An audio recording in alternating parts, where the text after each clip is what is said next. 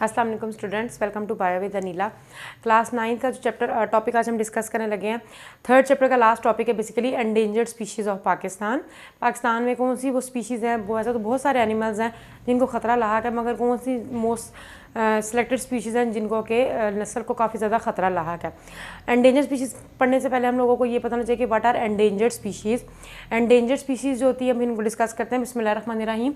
Endangered species जो होती हैं, इन डेंजर, इसका ये मतलब है वो स्पीशीज़ जो कि ख़तरे में हैं, जिसकी नस्ल को ख़तरा लाक है कि फ्यूचर में कुछ अरसे के बाद वो एक्सटेंट हो जाने वाली है, उसको एंडेंजर्ड स्पीशीज़ डिक्लेयर किया जाता है। ठीक है जी।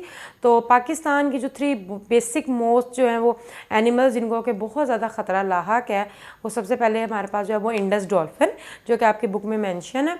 और बच्चों ये एंडेंजर्ड स्पीशीज़ का पूरा टॉपिक ही आ जाता है, पेपर पॉइंट ऑफ व्यू से बहुत इंपॉर्टेंट है। 2 मार्क्स का शॉर्ट क्वेश्चन में मोस्टली आ जाता है कि पाकिस्तान की एंडेंजर्ड स्पीशीज़ के नेम मेंशन करें और कोई से 2 पे नोट लिखें। तो आप लोगों को आपकी बुक में 3 मेंशन है, तो आप उसमें से 2 जो आसान लगे वो कर सकते हो। ठीक है जी।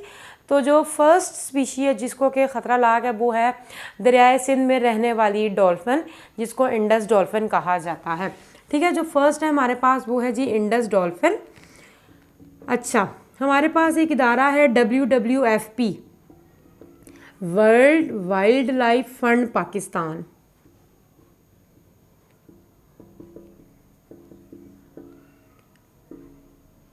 ये वो बेसिकली बच्चों डिपार्टमेंट है जो कि पाकिस्तान के अंदर काम कर रहा है बायोडाइवर्सिटी के हवाले से, उसको कैसे सेव किया जाए।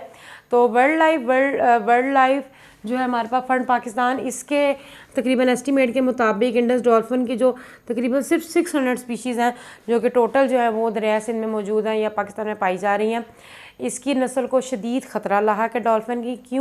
क्योंकि बेसिकली बेटा सबसे जो ज़्यादा इसकी नस्ल ख़त्म हो रही है वो इस वजह से हो रही है कि वाटर पोल्यूशन हो रही है। बेसिकली आपकी बुक में 3 रीज़न्स दी हुई हैं। एक दिया हुआ है हैबिटेट लॉस दिया हुआ है, सेकेंड दिया हुआ है जी poaching, and third one is water pollution. मगर असल में जो वाटर पोल्यूशन है वो ही बेसिक कॉज है इस मछली के ख़त्म होने की। वाटर पोल्यूशन, आबी जो आलूदगी होती है, जितना भी इंडस्ट्रीज़ का वेस्ट है वो सारा नदी नालों में जा रहा है, और सारा इंडस्ट्रियल और एग्रीकल्चरल वेस्ट, एग्रीकल्चर से जो ज़राअत में भी जो वेस्ट होता है, फसलों में जो जितने पेस्टिसाइड और इंसेक्टिसाइड्स होते हैं, ये सारे के सारे बेसिकली बेटा पानी का हिस्सा बन के पानी में शामिल हो रहे हैं। ये पानी नदी नालों में जाते हैं, और ये जो नदी नाले जब दरियाओं में जाते हैं तो आपको पता है कि पानी में केमिकल मौजूद है, वाटर पोल्यूशन है, जिसकी वजह से ऑक्सीजन की पानी में कमी हो जाती है, जिसकी वजह से ये एनिमल्स वहाँ पे सर्वाइव नहीं कर पाते, या और भी जानदार हैं जो कि सर्वाइव नहीं कर पा रहे। ठीक है जी। अब क्या हो रहा है कि वाटर पोल्यूशन की वजह से हैबिटेट लॉस हो रहा है। हैबिटेट कहते हैं the place where organism live, organism के रहने की जगह। तो जब आपने पोल्यूशन इतनी कॉज कर दी है तो बेचारी का जो मछली का रहने की जगह हैबिटेट है वो लॉस हो गया, रहने की जगह ही तबाह कर रहे हो।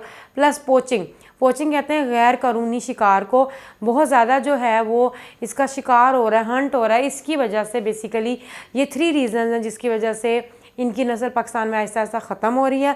और ये जो world wild life fund Pakistan इदारा है, इसकी पूरी कोशिश है कि इस जो फ़िश है उसको सेव किया जाए। तो बच्चों अक्सर आप न्यूज़ वगैरह में देखो तो दिखाते भी हैं कि इनको गंदे पानी से निकाल के साफ़ पानी में लेके जाया जा रहा है, जहाँ पे इनकी जो नस्ल को वो बचाया जा सके। तो गवर्नमेंट लेवल पे कोशिश हो रही है, मगर फ़िलहाल ये एंडेंजर्ड स्पीशीज़ ऑफ पाकिस्तान में जो है वो डिक्लेयर हो चुकी है। ठीक है, फर्स्ट कौन सी हम लोगों ने पढ़ी, इंडस डॉल्फिन। सेकेंड जो है वो मार्को पोलो शीप आ जाती है।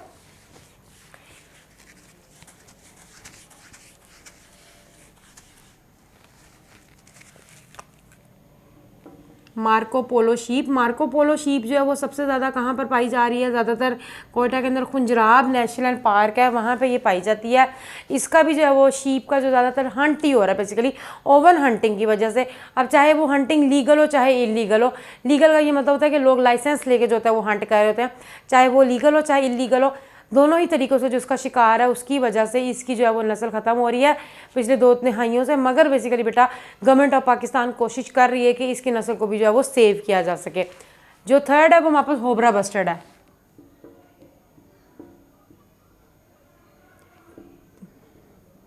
इसको होबारा बस्टर्ड भी कहा जाता है, होबरा बस्टर्ड भी कहा जाता है। ये मुर्गाबी की तरह का एनिमल होता है, इसको तलोर कहते हैं। ये जो एनिमल होता है हमारे पाकिस्तान का नहीं है। असल में ये जो बर्ड है ये रहता कहाँ पर है, सोवियत टेरिटरी में, बाहर के जो इलाके हैं सोवियत टेरिटरी में जो होता है ये रहता है। मगर बेसिकली बेटा सर्दियों के मौसम में, विंटर के मौसम में वहाँ पे शदीद सर्दी होती है, तो माइग्रेट करके जो है वो पाकिस्तान के जो थर और चोलिस्तान का इलाका है वहाँ पर ये माइग्रेट करके आ जाता है। ठीक है जी। ये बर्ड जो होता है क्योंकि सोवियत टेरिटरी वहाँ पर शदीद सर्दी में ये नहीं सर्वाइव कर सकते, तो वो मूव करके इन इलाकों में आ जाते हैं, गर्म तरीन इलाके थर या चोलिस्तान। मगर ड्यूरिंग देयर माइग्रेशन इनका हंट हो जाता है, हंटर जो होते हैं इनको उसी दौरान में शिकार कर लेते हैं, तो इनकी नस्ल को बहुत ज़्यादा खतरा जो है वो लाक हो गया। वो बेचारे अब सर्दी से बच के अपनी जान बचाने के लिए गर्म इलाकों में आए हैं, मगर यहाँ पर आके इनका ही शिकार हो गया। तो इस तरीके से बच्चों हमारे पास क्या हो रहा है कि इनकी नस्ल को भी खतरा जो है वो लाक है। तो ये पाकिस्तान की 3 मोस्ट एंडेंजर्ड स्पीशीज़ हैं। इसके अलावा जो पाकिस्तान का नेशनल एनिमल है उसको भी, बर्ड को भी, सारो मारखोर जो है वो पाकिस्तान का नेशनल एनिमल है, और जो बर्ड है वो चकोर है।